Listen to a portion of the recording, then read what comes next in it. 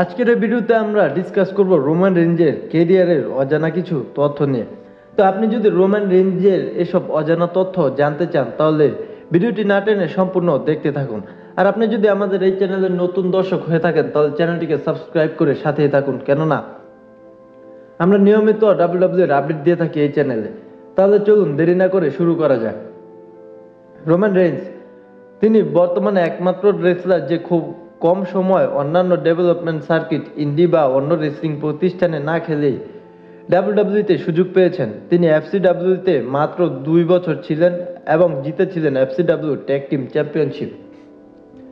WWE ছাড়া তিনি আর 5 বছর ক্যারিয়ারে এখন পর্যন্ত দুঃখিত ডাব্লিউডাব্লিউ ক্যারিয়ার ছাড়া তিনি এখনো পর্যন্ত কোনো প্রতিষ্ঠানে টেক টিম টাইটেল ছাড়া অন্য কিছু জিততে পারেনি। মূল রোস্টারে আসার আগে তার 4টি নিকনেম ছিল, কিন্তু 3 বছরে তার মাত্র একটাই নিকনেম রয়েছে, the power house. Roman range 2015 সালের রয়্যাল রেম্বল ম্যাচ জিতল। 2014, 2015, 2016, 2017 এই 4 রয়্যাল রেম্বলে রানার আপ হয়েছিলেন।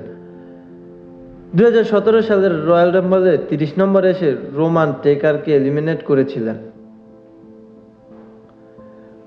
রোমান রয়্যাল রাম্বলে 3 বার শেষ পর্যন্ত গিয়ে দ্য ইভলিউশন টিমদের মেম্বারদের কাছে এলিমিনেট হয়। 2014 সালে বাতিস্তার কাছে, 2016 সালে ট্রিপল এইচের কাছে, 2017 সালে রেন্ডি অর্টনের কাছে। তিনি একাই রয়্যাল রাম্বল 2014-তে 12 জন এবং সার্ভাইভাল সিরিজ 2013-তে 5 জনের ভিতর 4 জনকে এলিমিনেট করে রেকর্ড গড়েন। তিনি তার ক্যারিয়ারে 75% ম্যাচ জিতেছেন। তিনি সবচেয়ে বেশি সিঙ্গেলস ম্যাচে হারিয়েছেন কেনকে। তিনি সর্বপ্রথম পিনফলে হারেন ড্যানিয়েল ব্রেইনের কাছে। 2014 সালে পিডাব্লিউআই র্যাঙ্কিংয়ে সেরা 500 রেসলারদের মধ্যে 7 নম্বরে ছিলেন তিনি। 2016 সালে র্যাঙ্কিংয়ে তিনি প্রথম স্থান অধিকার করেছিলেন।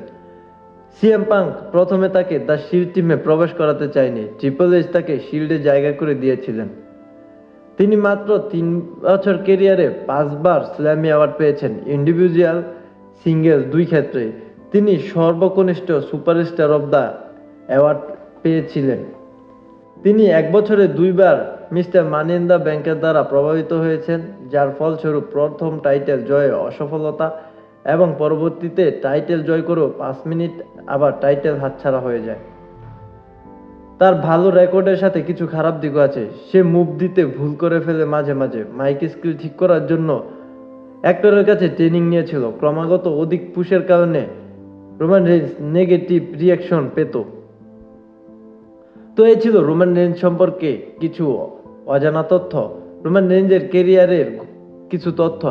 ভিডিওটি কেমন লেগেছে অবশ্যই লাইক করবেন এবং কমেন্ট করে জানাবেন। আর আপনি যদি আমাদের এই চ্যানেলের নতুন দর্শক হয়ে থাকেন তাহলে নিয়মিত ডাব্লিউডাব্লিউ এর আপডেট পাওয়ার জন্য এই চ্যানেলটিকে সাবস্ক্রাইব করে সাথেই থাকবেন। ধন্যবাদ।